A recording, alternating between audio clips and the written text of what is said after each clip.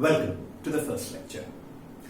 आगे बढ़ने से पहले आप वीडियो पॉज कर लीजिए और ये सारे सेंटेंसेस नोटबुक में कॉपी कर लीजिएगा। एनीवे, अगर आप नहीं कर रहे तो आपको इंपॉर्टेंस बता दूं, ये MHT-CET के लिए बहुत इंपॉर्टेंट है। द फर्स्ट 5 बताऊंगा बाद में क्यों। Anyway, pause it and copy it. Welcome back. अब मैं यही सेंटेंसेस आपके लिए पढ़ता हूं।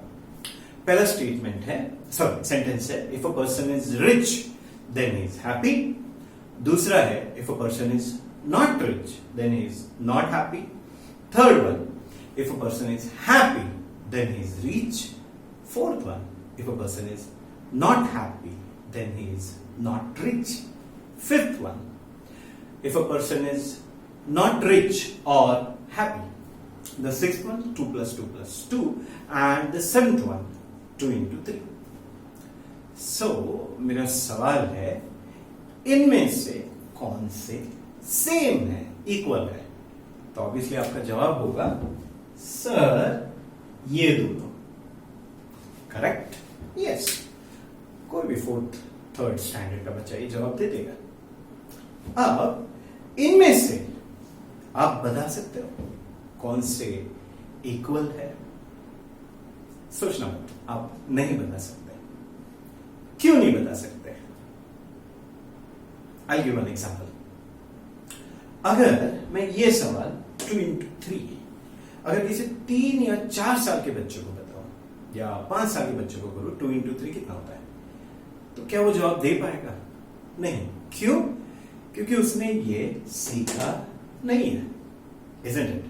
तो उसी तरह से ये जो है ये इक्वल क्यों होगा, कैसे होगा, ये आपने भी नहीं सीखा, isn't it?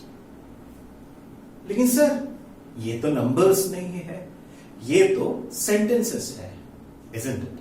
एंड वही मैं आपको सिखाने वाला हूं। मैथमेटिक्स की एक ब्रांच है जिसे हम कहते हैं लॉजिक।